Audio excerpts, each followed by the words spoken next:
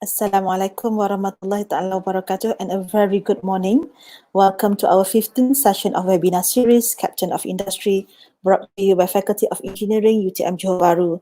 We are initiating university industry collaborations during Recovery Movement Control Order, RMCO, to have a platform with our Captain of Industry to share their thoughts, way forward and challenges during post-COVID-19. Now we are streaming live from Facebook, Faculty of Engineering, University Technology Malaysia. Today, this morning, we would like to welcome Yang Berbahagia Mr. HAZRIN FAZAIL HAROON, Director Research and Development PROTON, with his interesting topic entitled Trend and Technology Journey in the New Mobility Era. Without further ado, I would like to invite Yang Berusaha, Professor Dr. Engineer Dr. Muhammad Rafiq Haji Dato' Abdul Kadir, Dean Faculty of Engineering, to introduce our captain today. Over to you, Dato'. Thank you, Murni. Assalamualaikum and a very good morning to our speaker, Mr. HAZRIN FAZAIL HAROON, and also a very good morning to all of you watching this Captain of Industry webinar live through our Faculty of Engineering Facebook. First of all, I would like to say thank you so much to our presenter today. Despite his busy schedule, can still slot an hour with us to share with us his experience leading research and development in Proton. Let me brief all of you a short biography of our speaker. Mr. HAZRIN FAZAIL HAROON is the Director of Research and Development Perusahaan Automobil Nasional Bersendirian Berhad, Proton.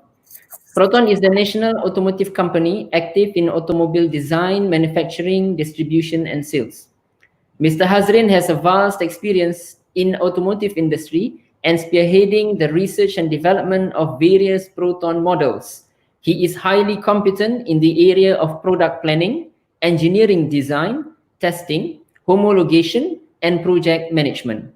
He was also seconded to Lotus Cars United Kingdom for development of Lotus Evora 400.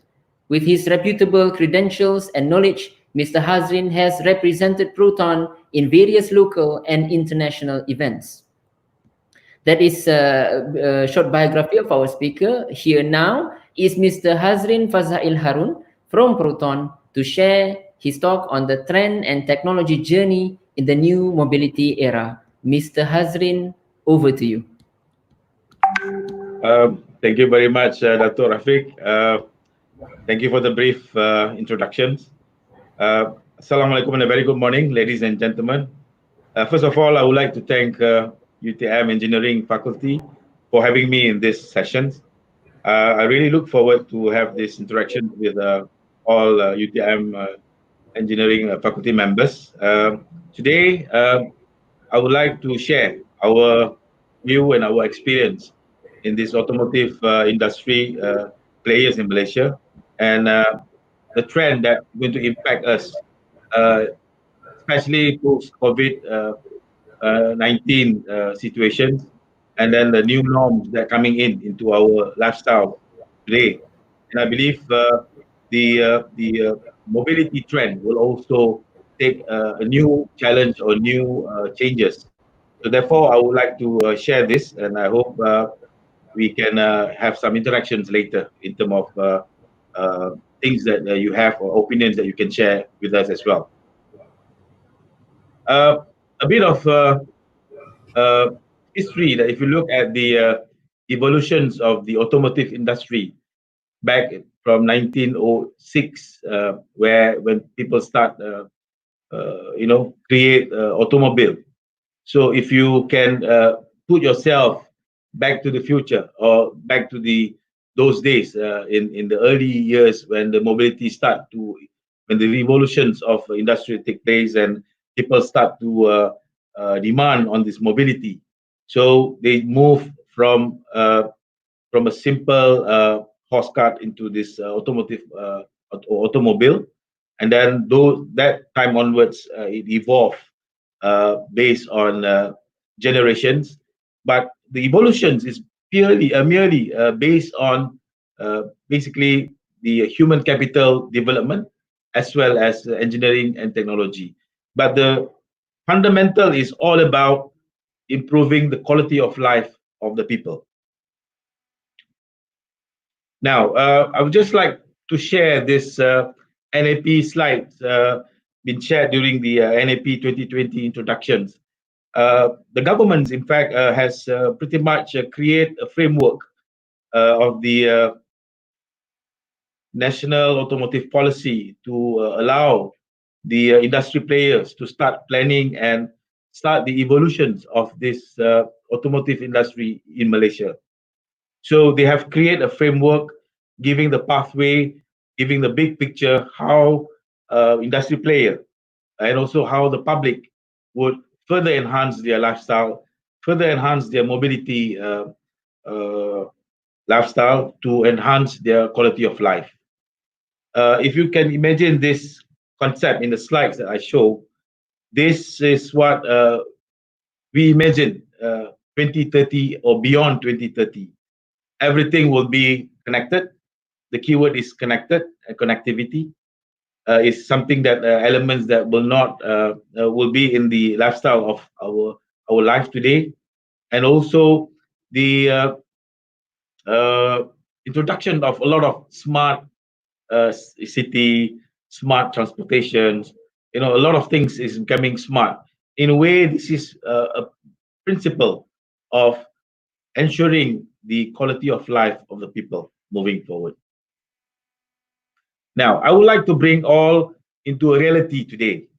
If you remember, when we have the MCO and then when we go to the next stage of CMCO and now the RMCO, you realize you also you'll get a lot of news from day to day about road accidents, roads fatality accidents. So a lot of informations that we hear when the governments open up or come to the level of RMCO. So what this show is that in the mobility activities from day to day, we have a lot of conditions and situations. So when people drive their car, when people move around, there are always tendency of, I would say, a mishap. If you look at the data, this is the source from WHO in 2018. Uh, Road death in Southeast Asia in 2016 is 20.7 people per 100,000 populations. Road death in Malaysia itself in 2016 is 7,152. If you can recognize, every time when we have a balik kampung, long holidays, there will be an issue. There will be a campaign by our traffic police and authority to ensure that the road user, will continue to adhere to all the rules and regulations. But being humans, there are a lot of parameters, there are a lot of emotional aspect that if you look at the data, 4 out of 5 road accidents pretty much caused by human error. So contributing factor for the road accidents have 3 elements. One is the environment, the road conditions, the road surface conditions, or the signboards and all the signals that we prepare in the roadside or the highway, the driver itself or the human factor, and the vehicle. But if you look at the percentage, the biggest or the highest contributor factor on this road accident is always a human, which is about 80.6%. So this is where we as an automotive industry player, as a car maker, we would like to reduce, or if possible, to avoid or minimize as low as possible. In fact, our target is to be 0 accident on our products so that people can live better life with the family. Now, a bit of this, I borrowed the Mari slides during the NAP 2020 announcements, the framework of this National Automotive Policy for NAP 2020, focusing on the enhancing the products in terms of, basically, if you can put into the category, into 4 category, which is the safety, environment, economical, and finally customer delights, meaning the user feelings when you drive the car. So today I would like to emphasize on safety, because we feel that safety is something that is very important, and we would like to share and see how the technology and also the engineering support that we can render to enhance and ensure that the safety of all our people in Malaysia have a better position. Now, a lot of talk about new generation vehicle, autonomous vehicle, car can move by itself, but there are a bit of misunderstanding, I believe, when it comes to this autonomous car. Autonomous car is not just about the car can move by itself. It's guiding principle towards zero accident. Actually, autonomous and connectivity have to come hands in hands. This will eventually ensure the technology that we put into the product that we develop moving forward have these elements. Obviously, the higher level you go, there will be a lot of implications. But to realize this, we have to go step by step. But with the framework that given in the NAP 2020, it allows the industry player, it allows the university people, it allows the policymaker to continuously conduct research, study, and continue to enhance the each respective areas, product, policy, as well as the technology, to ensure that we are able to meet this the final journey of automotive safety goal. So these are all, in principle, is an effort to reduce human error. So this is the link. The autonomous car, the connectivity, all this technology is pretty much looking into how do we reduce human error.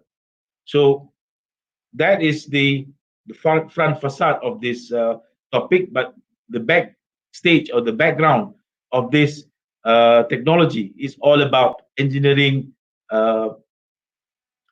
excellence and also engineering backup to ensure that all this initiative is been developed according to the rules and regulations. Now, as far as Proton is concerned, our journey is always focused towards, so one of our pillars is focused towards safer car. So we have a chart or a strategy that we plan in all the models to be developed today or in future to follow this overarching safety circles concept. We start from the passive safety, then we also improve on the active safety. Now we move towards ADAS, the advanced driving assist systems, and then eventually is the driving assistance and driving assistance to the people.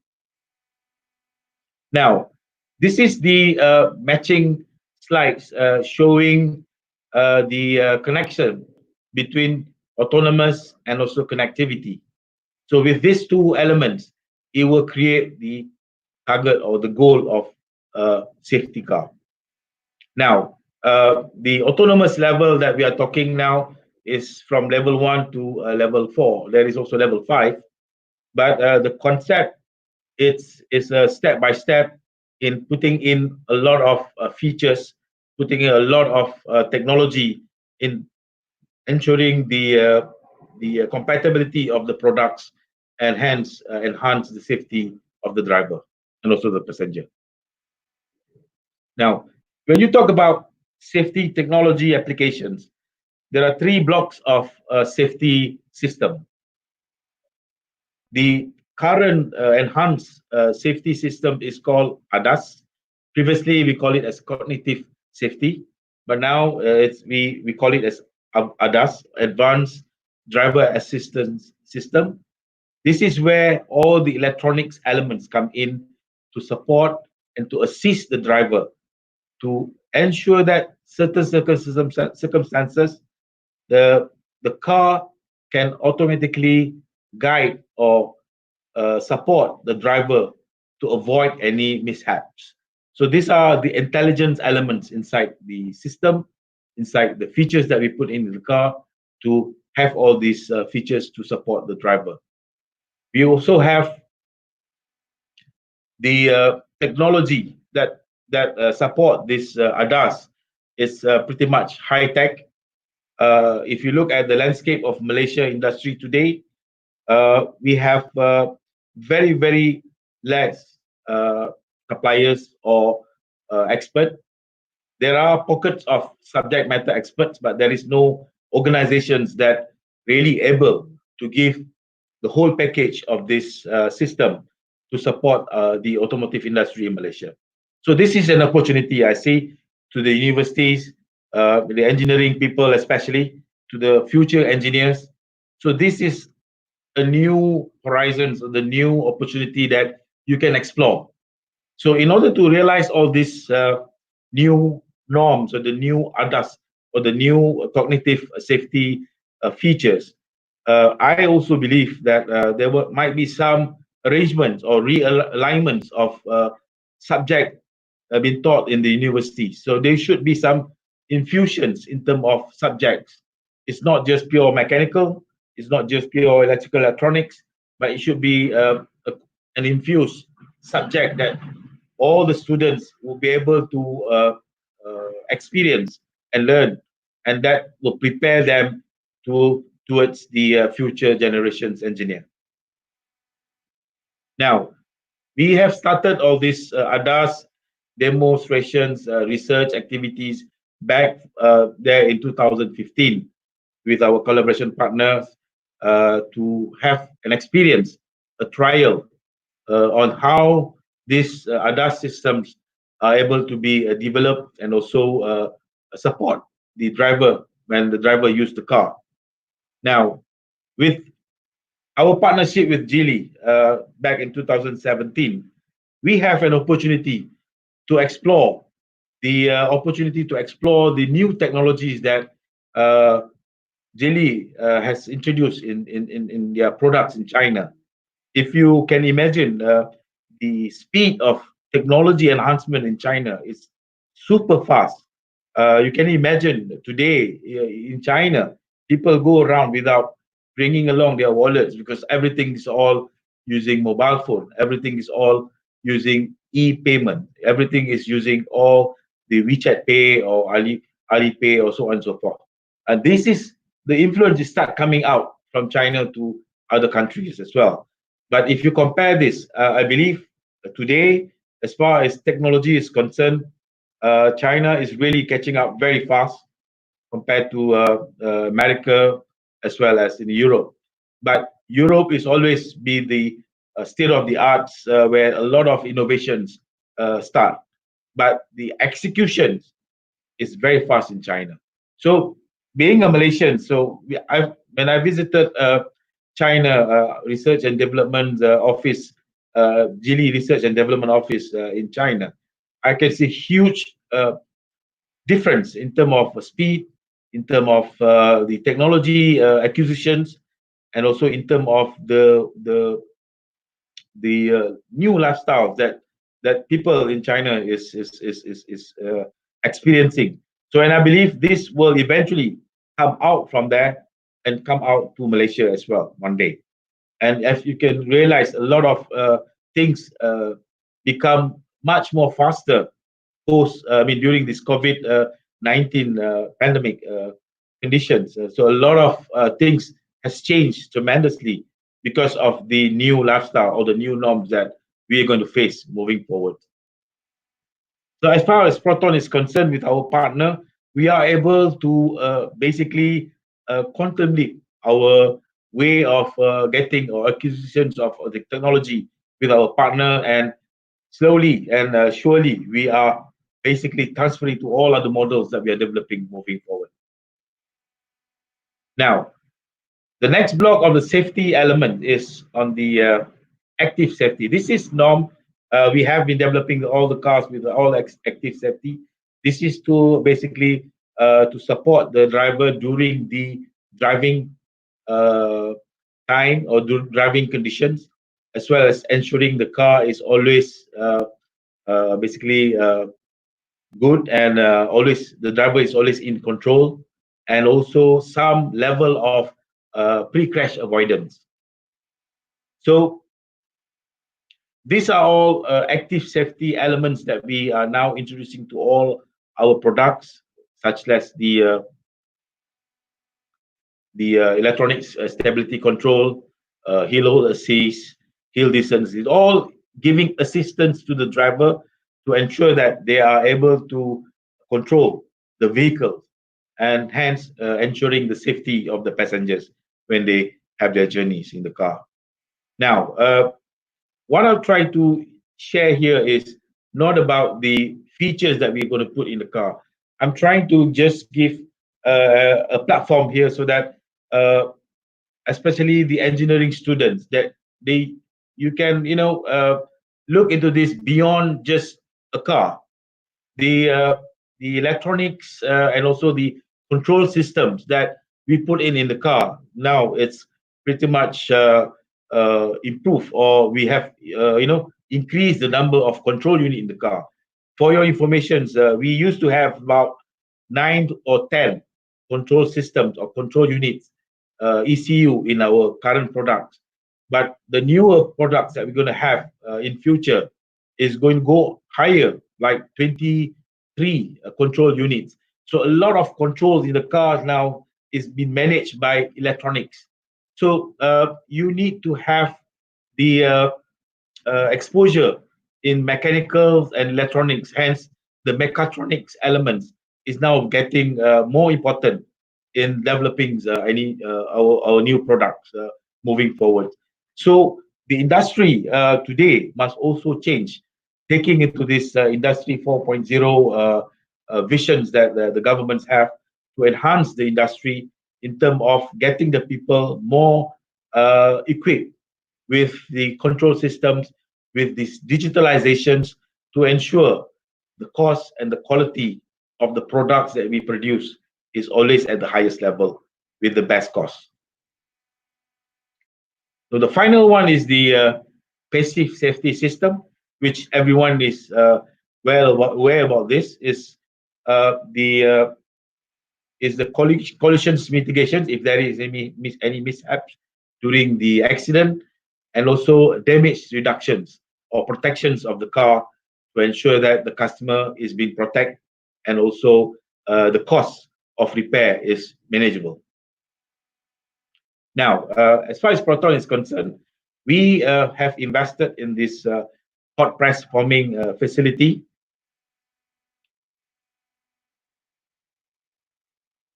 Hot press forming facility is a technology that we transfer from German to Malaysia. We only have one plant in Tanjung Malim that producing this special hot press forming. So in principle, we are creating a light but yet very strong structure frame of the car to ensure that the cocoon is always strong in any event. If any mishaps during accidents, the car are able to contain the passengers as well as the driver. So these are one of the elements, the enforced safety structure that we put into all our products when we produce here in Malaysia. So in principle now, if ladies and gentlemen, if you realize in Malaysia today we have MIROS that manage the ASEAN NCAP. ASEAN NCAP is like a safety confirmation programs to ensure or to prove that the products that been sold in the market meeting all the safety requirements. This is purely confirming the regulation requirements. I believe accident happens, we can't control, but every single accident is unique. What we did to ensure the safety of the car, we have a standard called R94 and R95. This is to ensure the condition of the car during the crash or during the collisions if the mishaps happens. We have two core regulations, which is R94 and R95, which is the frontal ODB and also the side impact. So with these two tests, we are able to judge, we are able to enhance the safety of the occupants during the crash. So, ladies and gentlemen, if you have interest in all these safety engineering elements, you are also able to contact Myros office, because they also now have experts that are able to work with you, we're able to share with you all the data, all the informations about the safety engineering. So we work hand in hand with Myros whenever we have a new model programs to ensure before we deliver the car to the customer or before we announce the car to the market, we have all these car tests under this ASEAN NCAP.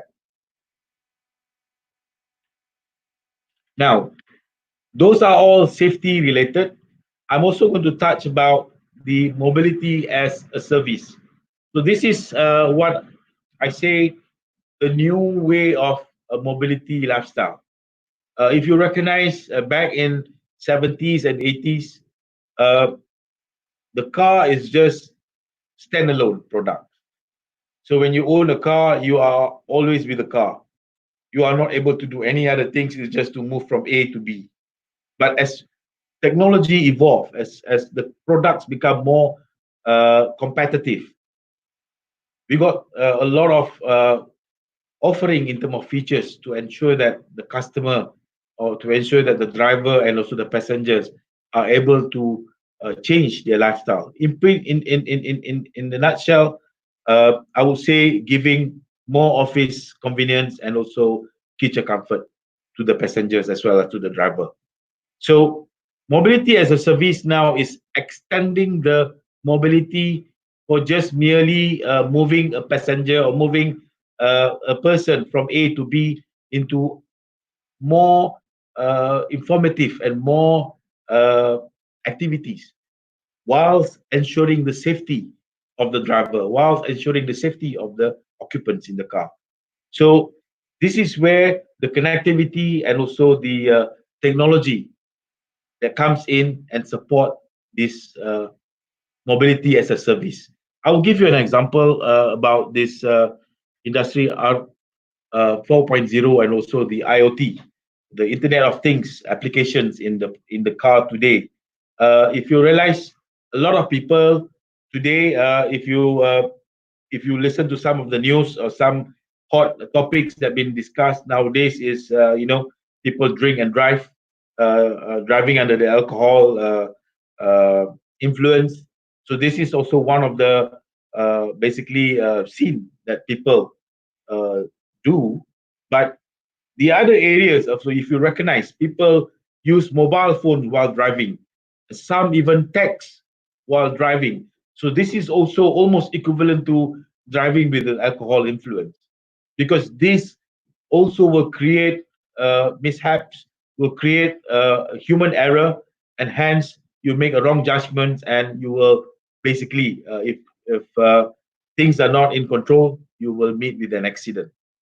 So our effort is now having this connected car is basically creating situations where the people are not using the mobile phone, but still able to communicate, still able to do a lot of things while driving. Uh, those days when you drive a car, you only turn on your radio or your CD players to hear music, just to enjoy and have entertainments while driving. But this ICE has evolved into intelligent head unit. For our case, our head unit today, we have eSIMs embedded. So the head unit itself is pretty much a mobile phone equivalent. Obviously, it's not going to be exactly like your smartphone, because the smartphones, microprocessors, and also the enhancement of smartphone is much faster than the automotive IHU. But eventually, it will come to that level in near future. But what we are trying to show here is that we are putting in all these features and also the technology into this products, is to give basically a better offering to the customer, a better driving pleasure to the customer, at the same time ensuring the safety.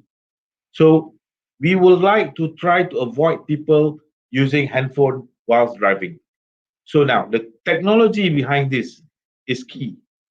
This is about the IoT. This is about artificial intelligence. This is also about the big data that people are talking about. So in real life, this is what uh, one of the examples that we combine all these elements into a product that the customer can enjoy and also customer can enhance their usage.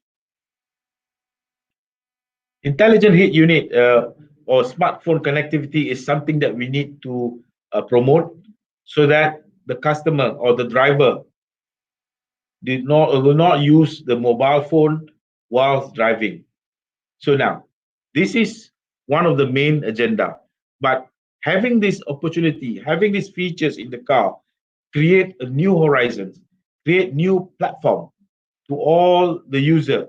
So you can imagine today, of course, we are also starting to introduce and continue to enhance our product. But with the technology enhancement, we are now improving and adding in more content.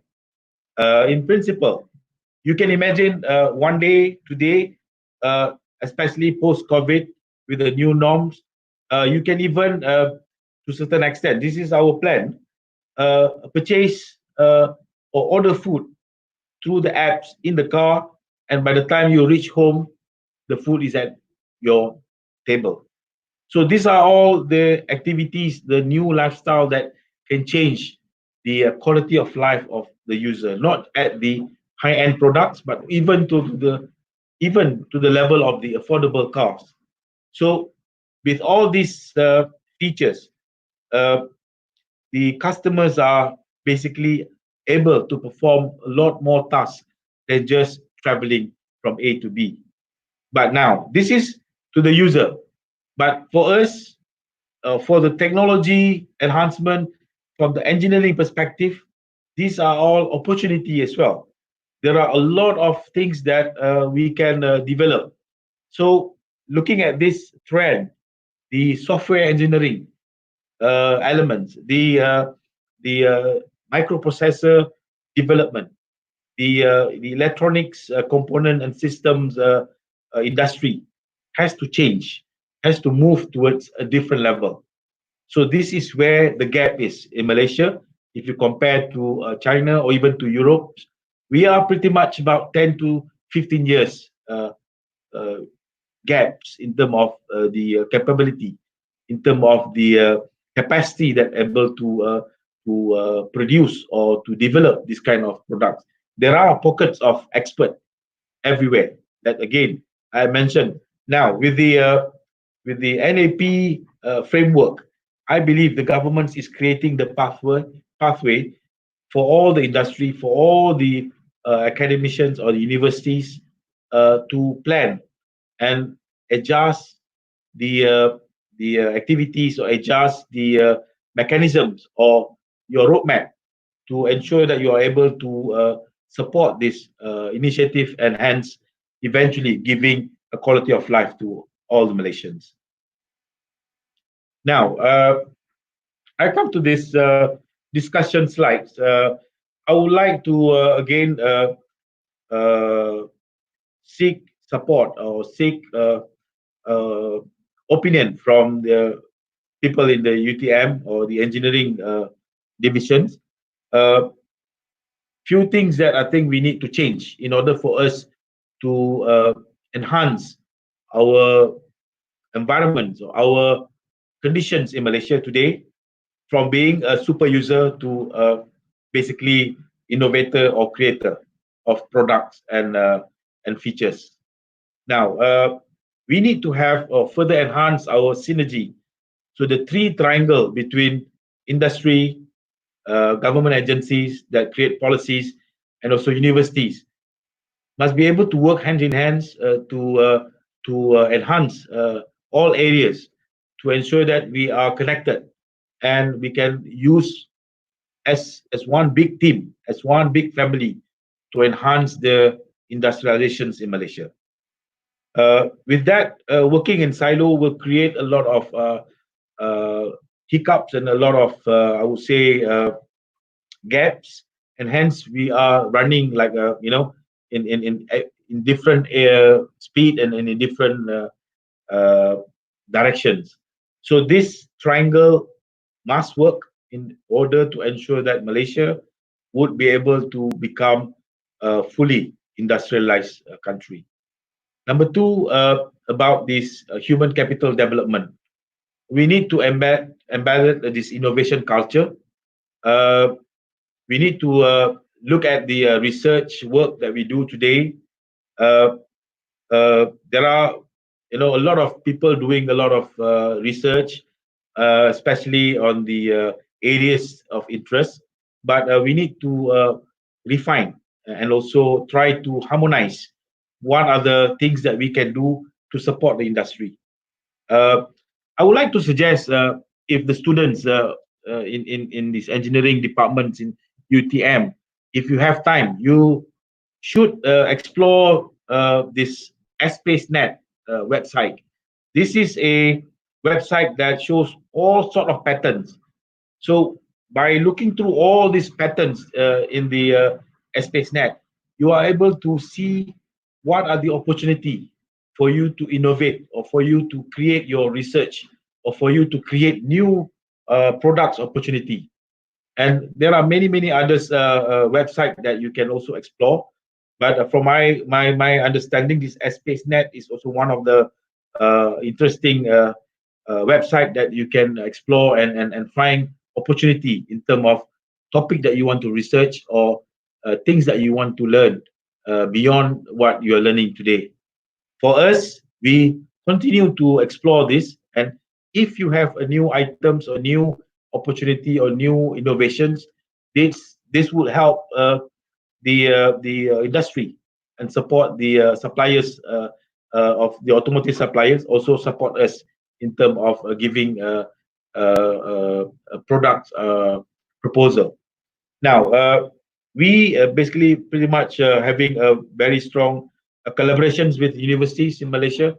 UTM is also one of our strong collaborations partner.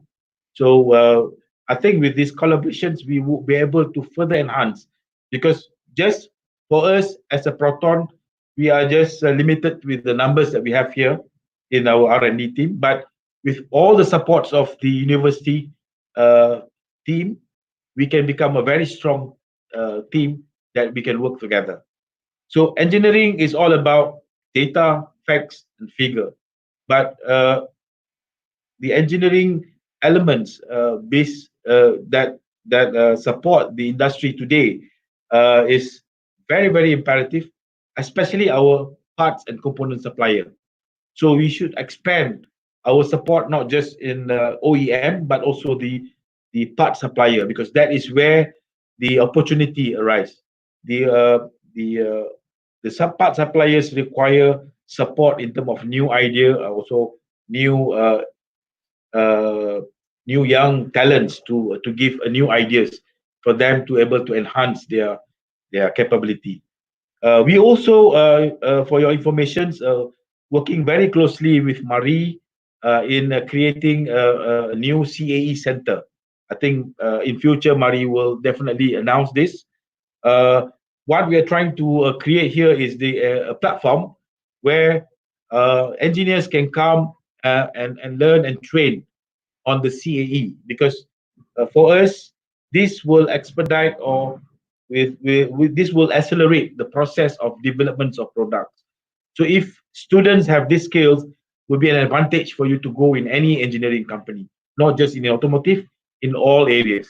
So CAE or all these digital simulations is key now in this new 4.0 industry. It's a new era of engineering that people can further enhance their capability in terms of calculations and in terms of simulations, to ensure that whatever things that you do, whatever product that you design, is been basically simulated before you incur into additional cost or spending higher costs in creating the tools and equipment. So again, finally, active collaboration is key. We are open. We will continue to work with universities.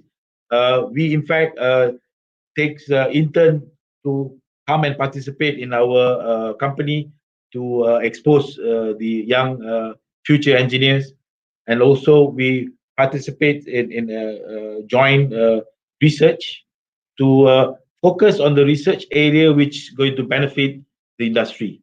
So these are the things that I think if we can work together, uh, change a bit of our way of doing collaborations, and I believe we are able to you know close the gaps, and eventually we be one of the advanced industrialized country in near future.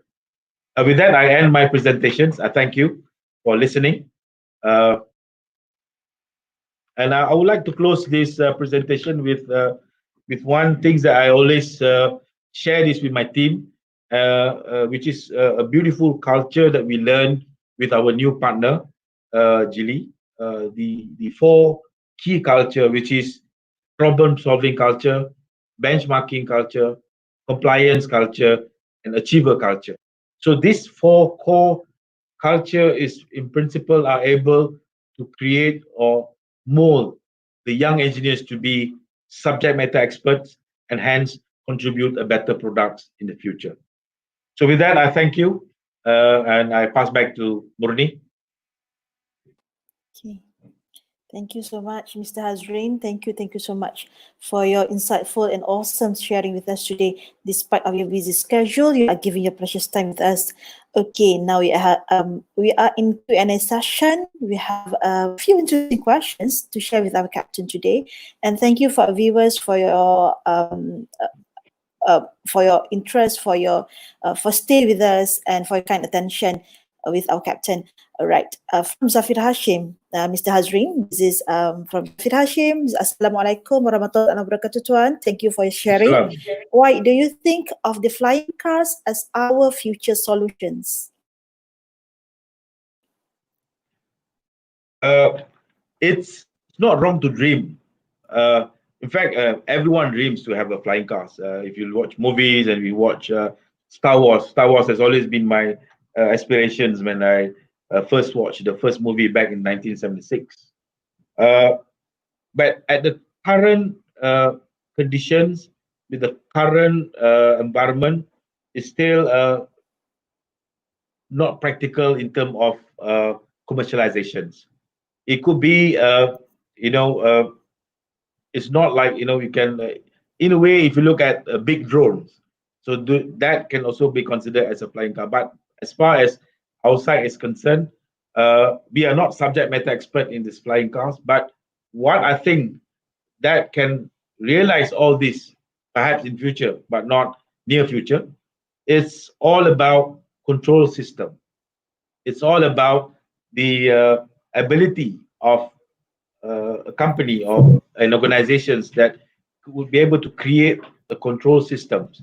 But at the same time, the evolutions of regulations and policy must also take place because of this. You see, all basically products or vehicle, whether it's in the land transportations or space or even in marine, there are a lot of rules and regulations to stay guide the people and also the user to ensure eventually the safety as a paramount objective, so that people are able to optimize this mobility via air or sea as well as land transport. So when you talk about flying cars, it's still it's like a hybrid of aircraft as well as mobility, land transport. So this is something which is, I would say, still at the in a way, for a normal customer to use, it's a long way to go.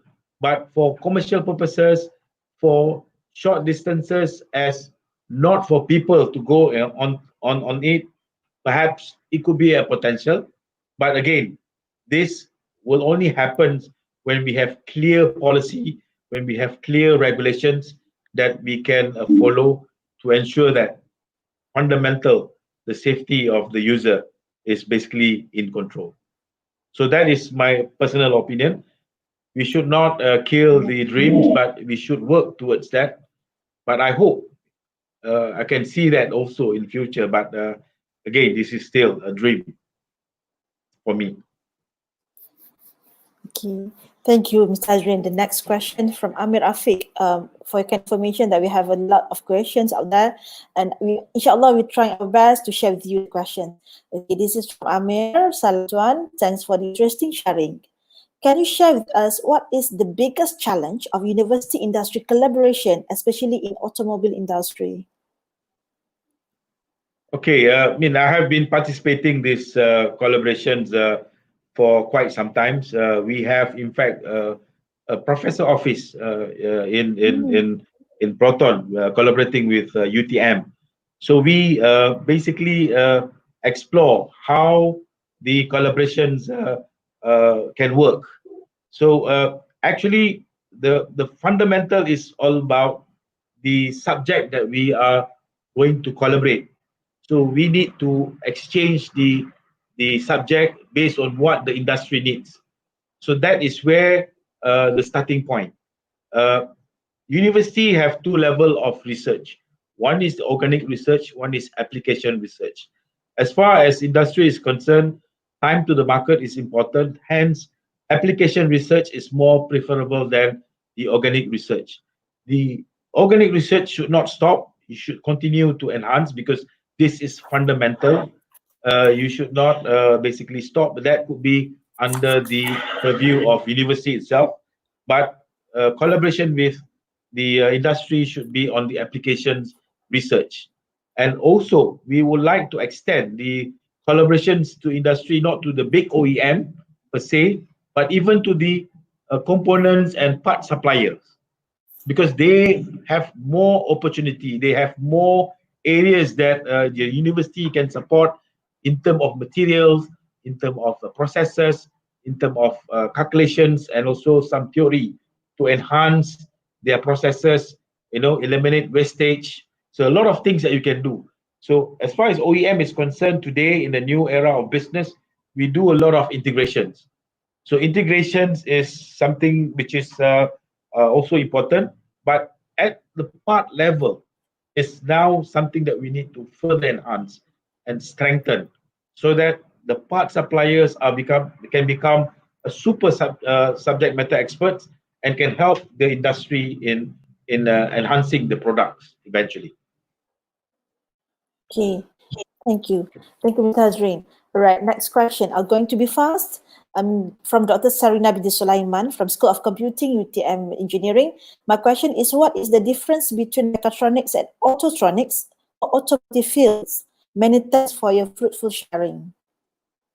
Well, in pretty much is just the abbreviations, mechatronics or autotronics. It's all about infuse of subjects, mechanical and also electronics. But this is merely important. The most important is the fundamental. So I believe that during my university days, control system is one of the difficult subject because I can't see things. I can't see what is the benefit of learning or understanding these control systems. The Laplace transforms that we learn, all these things are fundamental actually towards these automatic control systems. So automatic control systems or control systems is the fundamentals of all the components or all the features that we can enhance and we can finally put as a product in our vehicle, for example, or in not just vehicles, any other products in our household, for example, smart rice cooker, smart washing machines. All these things are all about fuzzy logic, about control systems, and then eventually giving a quality of life to people. So I think the subject, basically, pretty much my personal view is just basically you choose which category you want to align with, but it's all about infuse of subjects between mechanical and also electronics, and automations are all basically collaborations, or I would say hybrid of mechanical and also electronics. All right. Okay. So Next just to question. add in this, if in the university today, I believe Sorry. there are now initiative to infuse the subject. So when I was during my university days, when we learned mechanicals, personally, I graduated as a mechanical engineer, but we have electrical and electronics subject in our early years to basically get students to understand. So we also learn the electronics, and also we even do to certain extent the mechatronics subjects in the university days. But I think UTM also, I believe, is moving to enhance this program to ensure that the students that graduated from the universities are able to have all this knowledge and able to become a better engineers or a better workers in industries in future. Yes. Yep. Very interesting, Mr. Hazrin. Inshallah, ada rezeki, we would like to invite you for being our industry advisory panel to review our future, our curriculum in future.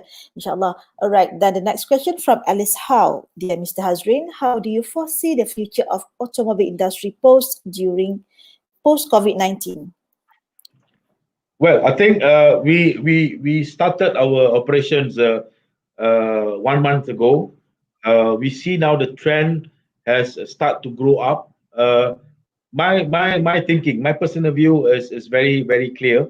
Post COVID-19, the new norms, people are more concerned about health. People are concerned about hygiene.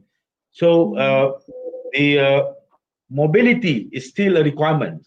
People need to be moved around. People need to move from A to B. People need to be mobile, because without mobility, people are going to be stuck. You can order or you can stay in the house, but you can't stay in the house forever. You need to move around.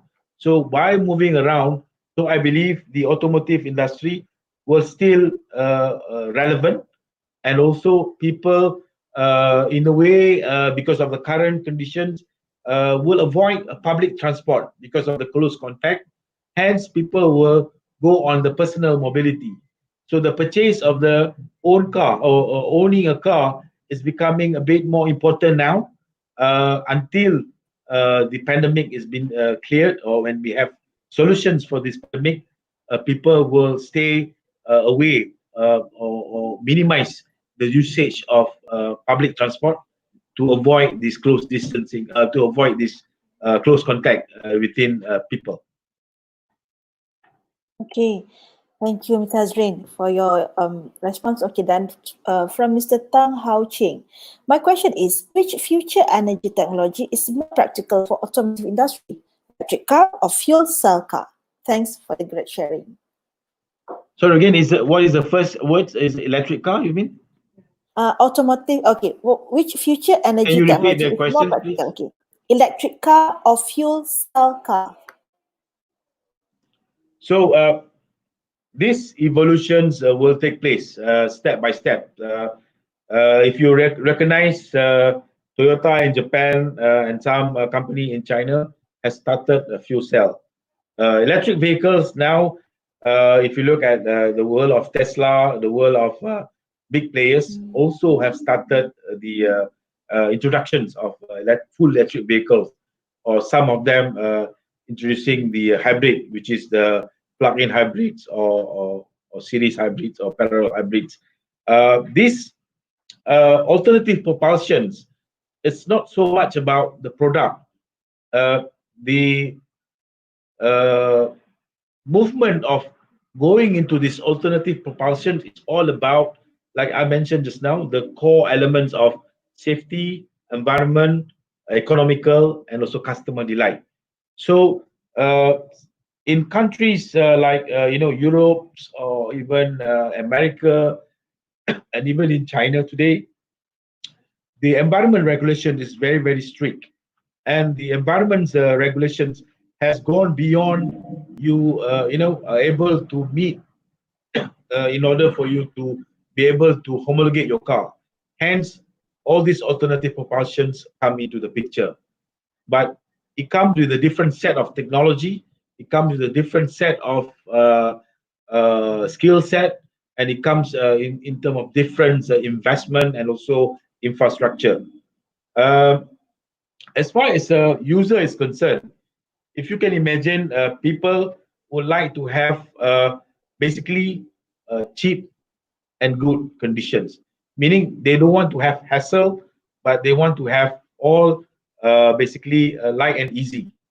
So as the technology evolve, then this kind of alternative propulsions product will be in the market against the regulations. As far as manufacturer is concerned, uh, driving an EV car, driving a normal ICE car, uh, is just a mere of transportations. But if you look at the features, or you look at the technology that we put into the product, whether it is alternative propulsion like EV or PHEV or normal ICE, the level of features is pretty much the same. But in terms of propulsion, is different. Hence, the thinking, the lifestyle will also have to change. So eventually, the fuel cell, personally, the fuel cell will be more relevant. But again, the technology is still, I would say, at the research and also a trial, or at the prototype level. The EV has been a bit matured. Only thing is that the battery technology is still, I would say, expensive, unless we sell the car battery not included. Just for your information, full EV car will require just a standard sedan, a B sedan, like a Saga size, will require about 43 to 50 kilowatt hours lithium ion battery. And 1 kilowatt hours today, a good lithium ion battery costs about 800 US dollar per kilowatt hours. If you time 50, so you can imagine how much is the cost of a battery. That is not talking about the whole lifestyle, the strategy of uh, well to wheel requirements. Uh, Whether you can imagine today, our power supply grid, are they able to support this EV environments, when we have all the car in the markets in EV, whether our grid is able to support the charging power. You can imagine if 1 million car charge at one time today with the current grid conditions, I believe the whole Malaysia will be blackout, because we are not designed to support all this. So a lot of groundworks need to be clear in terms of readiness of this. A lot of groundworks need to take place in terms of regulations and even policy, in order for us to be able to go into this alternative propulsions. Therefore, to be safe, hybrid will be the one that will be able to go into the market with higher numbers. And as it evolve, and when the whole organizations ready with all this policy, technology, and also lifestyle, then I think we are able to embark into all these alternative propulsions, and eventually to fuel cell if possible. Okay, thank you, Mr. Hazrin. Very interesting. Now we have a last question, and before that, I would like to say sorry to our viewers. Please apologize us because we cannot entertain all the questions because of time constraint with Mr. Hazrin. Okay, from Achoy, can all engine management control system combine into one big system? Good questions. I think, thank you for that questions. Today, if you realize, uh, all our car is basically managed by one, I would say, brain. We call it advanced body control module. So advanced body control module, is the brain that control the whole control system in the car. So it controls all the control units, including the EMS, the engine management system. You can't have the one AB control units to manage all control units, including the engine. There are certain requirements, because engine itself require a small brain to manage the engine itself. So we need to ensure the compatibility as well as the safety of the vehicle. Hence, we have the ECM or the engine control module standalone, but interlink with this engine body control module of the total vehicle. So in principle, it works in such. All car industries work in this manner at the moment. So unless in future, I believe, if we are able to integrate the whole body control module systems in controlling all the ECUs, all the control units, then we will be able to have one brain to control the whole vehicle. All right, thank you, Mr. HAZRIN. We have a large number of views today, and the highest is 183. So we are just break our records for this week. All right, okay. Thank you again to Mr. HAZRIN for your insightful sharing. And tak sangka pula at the end banyak pula soalan yang datang bertalu-talu nak tanya Mr. HAZRIN. But so somehow we have a time constraint with you, and thank you so much for our viewers with the questions, and thank you for response all the questions that we able to share. Just to add in, Murni, sorry to interject you. It's okay. We have a lot of contacts in UTM. You can contact Professor Suhaimi or Dr. Nurul, who will always be with us previously. If you have any questions, we are more than happy to share with you what experience that we have, and we also want to learn from you if you have any idea. So this could, give us more opportunity to create a better products in future. Inshallah, Mr. HAZRIN. Inshallah, we will meet you again in future. All right. For that, I would like to pass to Dato' Rafiq for his closing remarks. Over to you, Dato'. Thank you, Murni. And to Mr. HAZRIN, thank you so very much for spending some of your precious time with us. I really enjoy looking at all your slides. And then actually, I was interested with the first question, the flying cars. And then you mentioned something about Star Wars in 1976. Well, to be honest with you, I'm also a Star Wars fan. And the first movie that my father brought me to the cinema was, if I'm not mistaken, was Empire Strikes Back or something, or Return of the Jedi. And back then I was something like 5 years old or 8 years old. Yeah, so that was my first movie. And you know, because the reason why I mentioned this, I always dream. And when I get my motivation, my inspiration from the galaxies, from the planets, yeah. So it is interesting that you mentioned something about Star Wars there. Don't let your dream die away. You know, we should actually have more dreams. And I got my dreams by looking at the planets and galaxies. Well, enough of the stars. It's not about Star Wars. It is about Proton cars. Again, Mr. HAZRIN, thank you so very much for your sharing session. Thank you. And for our viewers, I would like to ask all of you to don't forget to share, like, and comment. There you go. It's underneath there on the screen. And share this video to your friends, and then like our Facebook. Inshallah, there will be many more Captain of Industries webinars coming your way. So stay tuned, and bye for now.